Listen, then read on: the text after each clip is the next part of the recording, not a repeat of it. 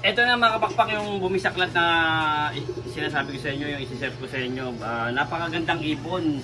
Hindi siya pwedeng ma-reject kasi nga anak ng mga champion to. Yan, kaya binuhay ko siya. Yun nga pala, magtuturo tayo ng mga inakay yung mga pang-north natin. Sige, ito, pakawala mo na. Napakawala lang yung pakisyon. Pero yan mga papak, nakakatakot pa rin yan kasi medyo clumsy pa yan. Hindi pa sila sanay. Yun, what's up mga kapakpak? Magandang araw sa inyo. Welcome back po ulit syempre sa ating YouTube channel, SCL Official. For today's video, yan kasi marami nga nagtatanong sa atin, medyo matagal-tagal nga tayong hindi nakapag-vlog mga kapakpak kasi busy nga tayo. Yan, so sobrang busy natin, hindi tayo nakapag-vlog ng 2 linggo. Yung huling vlog natin is yung nag-load tayo sa One Love Race ni syempre ni Alegre, One Love Race ni Boss John Alegre. So yan, marami nga nagtatanong sa atin kung nag-summer race nga tayo. So yun nga, nag-summer race tayo, di ba, Sho? Sa ano? Sa tayo summer race? Labalyo, pero ang lalayo. Baka ipihit natin sa ibang club. Kasi wala talagang walang kahabol-habol. Walang kahabol-habol. Mga kalaban natin, umi-speed ng 1 samantalang yung nilalaban ko is umi-speed lang 1,000. Napakabagal, pero yung nilalaro ko rin is second place ng Palulate yun. Yan, second place sa FPR ng YB. Tsaka overall yun, alam niyo ba kung sino yun? Si Boy Tapang yun. Kaya hindi talaga pwede pang malapitan. Pangmalayuan. Pangmalayuan. Pangmalayuan yun si Boy Tapang. Yan. Yun, 8 placer natin yun sa overall. Ng FPR, ng kakatapos ng na South. Tapos second placer sa Palulate. So yun nga mga papakyan, nagtatanong nga sila. So maglalaro tayo sa maglaro tayo sa BBCM ng summer race kasi maganda yung papremyo nila. So maglalaro tayo ng mga pang-norte natin na mga matatanda. Yung mga nauna, yung mga NHPC natin wala pa naman yung north nila. So ilaro na kagad natin, di ba? Yun mga papaya, time check tayo. 12:30 na mga papakayan. Ito rin yung oras ng magtuturo tayo ng mga inakay mga papakayan. So yan, tanghalin tapat. Pakita mo guys. Diyan, nakita nyo naman. Sobrang init na kailangan ko ng ice. Diba? Sobrang init mga papakayan. Yan nga pala yung natin, syempre, hanggang itong oras tayo tuturuin na yung nakay para mainit, madali sila mapagod. So, ang tendency, hindi sila lalayo gaano. Pero itong mga ibon namin is, medyo may edad na ito mga pakpak. Nakakailang labas-labas, pasok na ito. Labas-masok na dito sa kulungan. Kaya, medyo sanay na. Yeah, may share lang ako, meron akong inakay, yung bumisaklat. Pero nagawa ko ng paraan. I-share ko lang sa inyo, ipapakita ko sa inyo kung anong kinalabasan sa ginawa ko, kung bakit dumiretso. Ang ganda-ganda! Ito na mga kapakpak yung bumisaklat na sinasabi ko sa inyo, yung isi-share ko sa inyo. Napakagandang ibon. Hindi siya pwedeng ma-reject kasi nga anak ng mga champion to. Bali, ang ginawa ko dito kay Boy Bisaklat is tinali ko yung mga singsing tapos naglagay ako ng marker. Ayan. Talagang nakita ko na lang na bisaklat ko sa paso. Tignan natin kung paano siya ngayon lumakad. Ayan diretso na. Galing ah. Ayan. Sa mga newbie yan, huwag kayong mawawala ng pag-asa kapag yung mga inakay nyo is bumisaklat.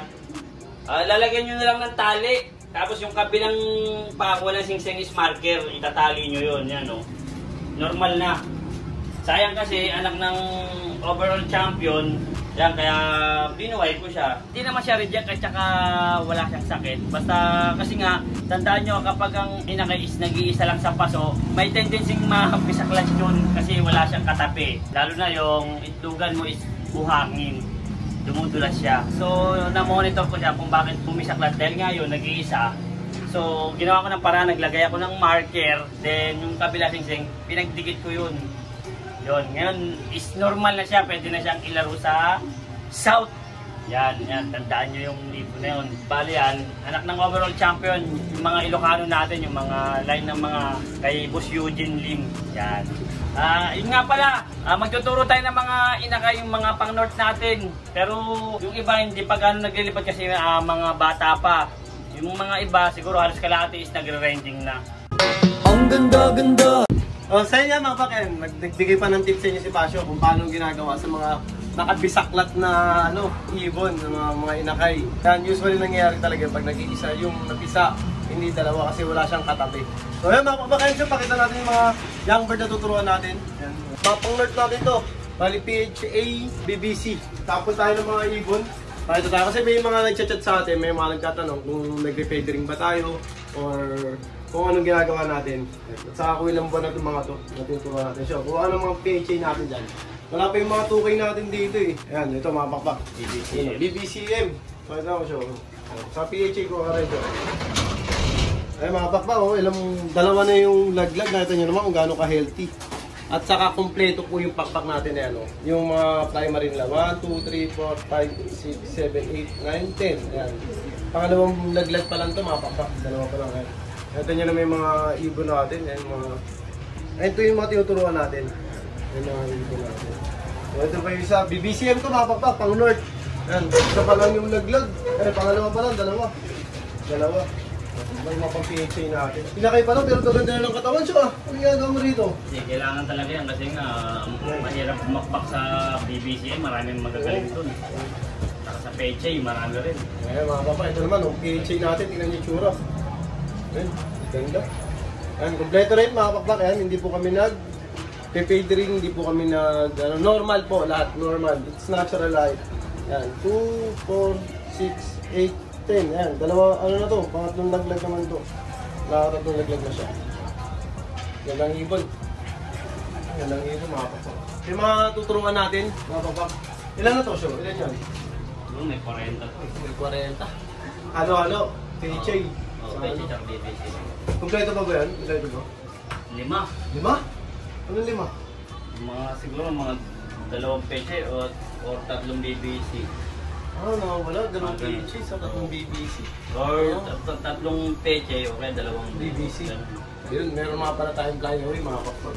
May yung lalaban natin, sinasabi mo na dyan? Oo, yan, kasama dyan. Rumamanda na. Oo, yun. Ay mga pakpak, abangan nyo yung mga pangnote natin. I-release natin. Pero yung iba kasi, nagre-radio yung iba, hindi pa. Kasi nga, yung iba halos bata pa talaga. Yun. Tara, abangan natin doon sa labas. Sige, ito, pakawala mo na. Napakawala lang yung paksyo. Pero yan mga papak, nakakatakot pa rin yan kasi medyo clumsy pa yan, lumipad. Hindi pa sila sanay. Pero yung iba, yung mga naiiwan dito mga papak, kung makapansin nyo, ito yung mga takot pa. Hindi pa sila ganong lumalayo. Pero tingnan nyo yung pakpak nila. Kompleto po yan, walang pong kabawas-bawas yan. Pero ganyan po sila. Yan, medyo, ang tawag dyan, mga late maturing mga pakpak. Itong mga to, malakas na loob yan. Kaya nang sumabay sa mga matagal na to ginagawa namin eh. Ilang weeks na to eh. Yung iba, tingnan nyo, hindi lumilipad. Nandun na sa baba. Gano'n nyo, kompleto yan mga pakpak, kompleto. Ang ano lang dyan, bagong kain yan mga pakpak, busog. Siyempre, sa sobrang init nyan, kailangan may tubig sila. Hydrated sila. Hydrated, saka medyo may pagkain yan. Tingnan nyo, gustong-gusto na pumasok agad. Oh. Ayaw lumipad. Sa sobrang init, mga kapakpak, ganyan. Ayan sila. Oh, ang gaganda oh. Walang bawas yung pakpak niyan, mga pakpak ha. Walang bawas yan. Ganda na ito oh. Pinipersa pa ni Pasyo, mga pakpak. Ayan. Yung iba na nahuhulog. Yan, mga bata pa to, mga ilang buwan, 2 months. Eh ano, dalawa pa lang laglag eh. 2 months. May ilang buwan mo na pinapakawalan nga siya? Yung isang buwan lang. 2 linggo pa lang. Pinipersa na ni Pasyo. Panili pa rin ng isa yan, syempre pag bumaba yan, yun na yun. Diba? Eh, ganyan kami magturo ng inakay. Nakita nyo, labo-labo. Magsasama-sama rin yan, balang araw. Mga ano pa yan, mga pakpak. Siguro 3 buwan, mag-groupings na yan. Siguro mga ganun.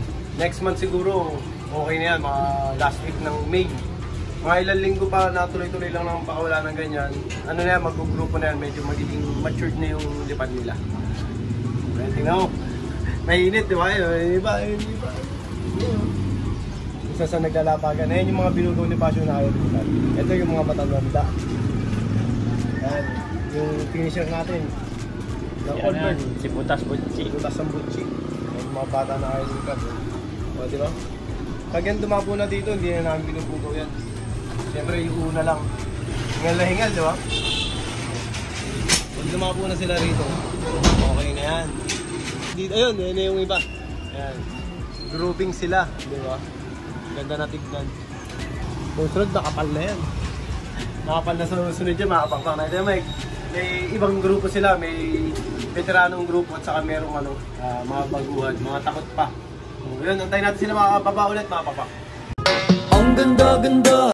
So yun mga papak, tingnan nyo, hingal-hingal yung mga young bird natin. Ano, laglag yung pakpak sa ganyan po pag bata. Konting ikot lang, may hinihingal na. Kumbaga yung resistensya nila is talagang pang bata pa. Pero pag nagkaedad na yan, unti-unti nang lalakas yan mga pakpak. Ayan, so, time check tayo. Ayan, mga 20 minutes.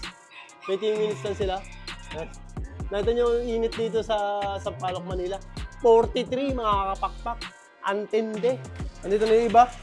Pakita natin, boys, yung mga pumasok. Pumasok na kasi yung dalawa. Ilan na yung pumasok, Sho? Kalahati siguro to. Kalahati na. Ayan. Pakita mo, guys. Tingnan mo gano'ng kahingal. Hingal na hingal lahat, halos. Butik, hindi makatagal. Ayan. Pero yung iba, lumalayo. Lumalayo yung iba, no, Sho? Kalahati. Lumayo. Matindi. Matindi yung mga lumalayo yung ibon natin, mga papak, matindi. Pero ito, ano rin naman to, mga matitinda rin naman to. Kaso hindi natin sila pwedeng persen kasi nga, sobrang init eh. Di ba? Sa bata pa, no, Sho? Hindi natin pwedeng yan eh. Ibig sabihin, Ano? may potential. Yan, abangan natin sa NDR sa 2024. Tingnan natin kung nandito na yung iba. Nandito na kasi sobrang init. Hindi nila kayanin. Wala, lumayo talaga. Wala, lumayo. Nakita ko, grupo eh. Yung grupo. Dimerecho, oh. Dimerecho, grupo. Antayin natin mga pakpak. Ayan. Ang ganda-ganda! Ito na mga pakpak, oh. Isa pa lang yung tayo bumabalik, isa pa lang. Konti pa lang. Ayan. Isa pa lang yung bumabalik. Ito na pala yung iba. Ito na. Ito na. Babalikan. Puto parang galing karera mga pakpak. Ayan. Ito na. Ayan na sila. O, di ba? O, yun. Ayan na yung mga nagdatingan na mga pakpak. O, time check tayo. Time check. Ano, 1:07. Ayan, kulang-kulang isang oras tayo mga pakpak. Ayan yung ngalngal na ngalngal sila. Hingal na hingal mga pakpak. Ayan yung mga nagdatingan. Yung iba hindi hingal. Pero yung iba hingal na hingal. Ayan. Sunog siya. Puro sunog yung mga ibon natin. Nasunog sa init eh. Nasunog sa init. Nasunog sa init mga kapakpak. Ayan. Yun mga papak yan. Nakita nyo naman, kulang isang oras lumipad yung mga ibon natin. Mga bata pa yan ha. Pinakita ko sa inyo. Mga 2 pa lang yung laglag. 2 months pa lang sila. Ganon, mga 2 months mga kapakpak. Kasi mga 2 weeks pa lang ito tinuturuan namin. So lumalayo na yung iba kagad mga pakpak. Ayan. Si Pasio nagbibilang na ng ibon. Ayan. Nagbibilang na. So ilan na siya? Kompleto na. Kompleto na? Oo. Kompleto na yun? Kompleto na. Bilis ah. Kompleto na pala agad. Binila Sabagay, kasi sobrang init mga pakpak eh. Sobrang init. So, Kompleto na, Kel. siyempre, kailangan nila, hindi nila talaga kakayanin. Ibig sabihin yung, tingnan nyo, napansin nyo naman mga pakpak, parang galing karera. Yung mga tinuruan natin na inakay. Nakita nyo, watak-watak. So, yun, di ba? Ayan, pinakita ko sa inyo, sa mga nag-request, ito na. Ayan, napanood nyo na. So, yun, mga pakpak, ayan. Nasagot ko na yung mga tanong nyo sa mga nag-chat sa akin. Yun, siyempre, salamat sa suporta. Salamat sa panonood ng vlog. Siyempre, yun, subscribe lang ulit. Siyempre, matagal tayong wala sa vlog, pero ngayon, mag-vlog na ulit tayo. Yan. Kasi ang dami nagtatanong, nahiya naman ako kasi sinusuportahan pa rin tayo. Kahit namimiss nila tayo, mga pakpak, namimiss nila tayo. Siyempre, yan. Kaya lagi sinasabi sa inyo lahat, mga kapakpak, lahat tayo magkakaibigan. Ibon lang ang naglalabanan. Kaya lagi nyo galingan, mga pakpak, ha. Bye-bye!